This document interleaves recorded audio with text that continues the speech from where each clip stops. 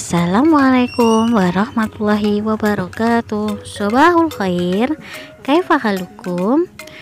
Arju ilaikum antafadu sihatakum wa sururun fi ayyamikum. Qabla nabda darsunal yaum bil qiraati basmalah. Bismillahirrahmanirrahim. Syukron. Anak-anak, hari ini kita akan belajar subtema 2 pembelajaran 1, 2, dan 3. Disiapkan ya nak ya, buku mozaiknya 4E halaman 52. Sudah siap? Kalau sudah siap, pembelajaran kita yang pertama yaitu tentang cahaya dapat dipantulkan. Pernahkah kamu mengamati benda di sekitarmu? Mengapa benda-benda itu dapat terlihat oleh mata? Benda dapat terlihat oleh mata karena adanya pantulan cahaya dari benda menuju ke mata. Cahaya itu sendiri memiliki sifat yang dapat dipantulkan jika mengenai permukaan suatu benda. Pemantulan yang terjadi dapat berupa pemantulan baur dan pemantulan teratur. Coba perhatikan gambar A. Itu adalah pemantulan teratur, terjadi jika cahaya dipantulkan oleh bidang yang rata seperti cermin datar atau permukaan air yang tenang. Sedangkan yang B adalah pemantulan baur, terjadi jika cahaya dipantulkan oleh bidang yang tidak rata seperti aspal, tembok, batang kayu, dan lainnya. Pembelajaran kita yang kedua yaitu mengenal loop atau kaca pembesar. Tahukah kamu apa yang dimaksud loop? Apa fungsi sebuah loop itu? Loop adalah kaca pembesar atau suryakantah. Loop menggunakan kaca cembung. Loop digunakan untuk melihat benda-benda berukuran kecil sehingga tampak besar. Loop biasanya digunakan oleh montir arloji, arkeolog untuk melakukan penelitian, dan filatelis untuk mengamati perangko. Pembelajaran kita yang ketiga adalah makna sila kelima Pancasila. Masih ingatkah kamu dengan sila kelima Pancasila? Apa lambang sila kelima Pancasila?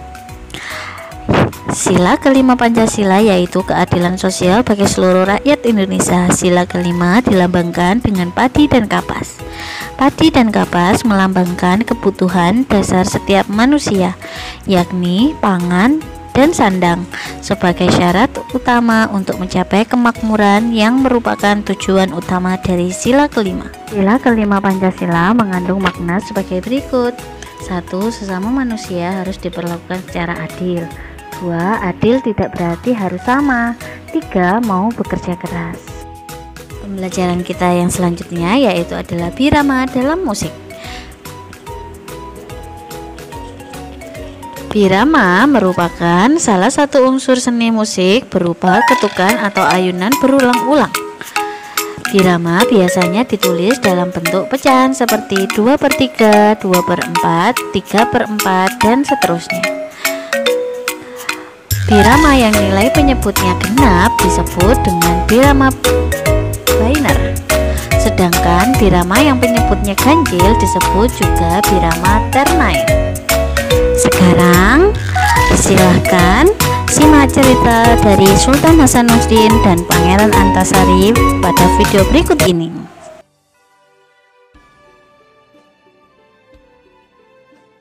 Sultan Hasanuddin lahir di Goa, Sulawesi Selatan, tanggal 12 Januari tahun 1631.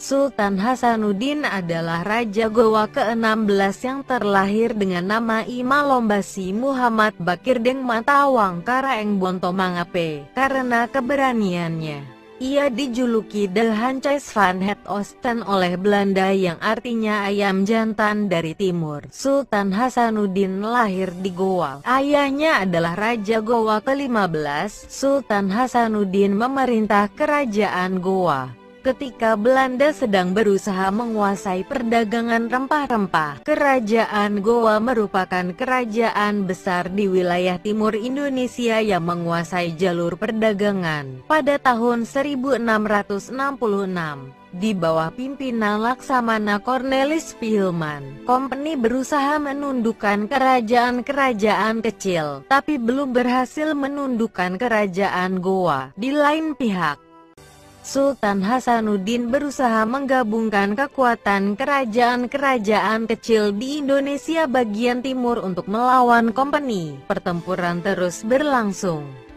Company menambah kekuatan pasukannya hingga pada akhirnya kerajaan Gowa terdesak dan semakin lemah sehingga pada tanggal 18 November tahun 1667 bersedia mengadakan perdamaian Bungaya di Bungaya. Gowa merasa dirugikan, sehingga Sultan Hasanuddin mengadakan perlawanan lagi. Akhirnya pihak company minta bantuan tentara ke Batavia. Pertempuran kembali pecah di berbagai tempat. Sultan Hasanuddin memberikan perlawanan sengit. Bantuan tentara dari luar menambah kekuatan pasukan company. Hingga akhirnya company berhasil menerobos benteng terkuat Gowa yaitu Benteng Sombahopu pada tanggal 12 Juni tahun 1669. Sultan Hasanuddin kemudian mengundurkan diri dari tahta kerajaan dan wafat pada tanggal 12 Juni tahun 1670 dan dimakamkan di Katangka, Kabupaten Gowa. Sultan Hasanuddin diangkat sebagai pahlawan nasional pada 1973.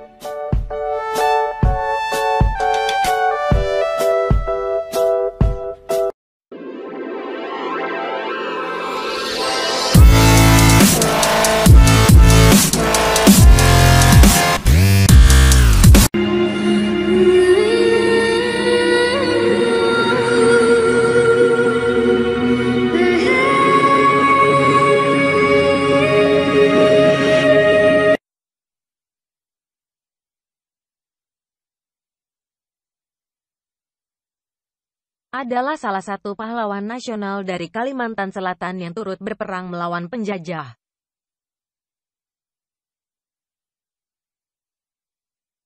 Belanda untuk membela wilayah Kalimantan Selatan.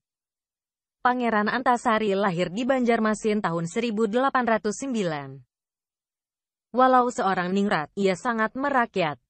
Karenanya, ia sangat paham penderitaan rakyat di bawah jajahan Belanda. Pangeran Antasari dibantu beberapa kepala daerah hulu sungai. Martapura, Barito, Pelaihari, Kahayan, Kapuas dan lain-lain bertekad mengusir Belanda dari kerajaan Banjar. Tak terelakkan, perang pun terjadi pada 18 April 1859.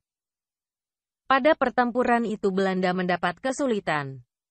Pada Oktober 1862, ia merencanakan serangan besar-besaran ke benteng Belanda. Kekuatan dua sudah dikumpulkan. Namun, saat itu wabah cacar menyerang. Pangeran Antasari pun terkena hingga merenggut nyawanya. Ia meninggal dunia di Bayan Begak, Kalsel, pada 11 Oktober 1862 dan dimakamkan di Kelurahan Sungai Jingah, Banjarmasin Utara. Dan di tempat tersebut dibangun komplek pemakaman pahlawan nasional dengan nama Komplek Makam Pangeran Antasari. Di tempat tersebut juga terdapat makam Ratu Antasari yang merupakan istri Pangeran Antasari serta makam pahlawan lainnya seperti Panglima Batur yaitu Panglima Perang pengikut setia Pangeran Antasari. Hasanuddin bin Haji Majidi yaitu pahlawan Ampera di daerah ini seorang mahasiswa Universitas Lambung Mangkurat III, Banjarmasin yang wafat tahun 1966. Dwi nge-share ini agar kita makin ingat dengan beliau. Bukan hanya dengan beliau tapi dengan seluruh pahlawan yang telah berjasa kepada negara. Demikian sejarah singkat Pangeran Antasari. Semoga bermanfaat dan menambah wawasan pengetahuan sejarah sobat. Jangan lupa berlangganan di Heru Junior. Itu tadi cerita tentang Sultan Hasanuddin dan Pangeran Antasari. Untuk melihat peninggalan-peninggalan kerajaan Islam, kalian bisa melihat pada deskripsi Bu Enda, ada video tentang peninggalan kerajaan Islam di situ. Semoga bermanfaat. Syukran kasir. Wassalamualaikum warahmatullahi wabarakatuh.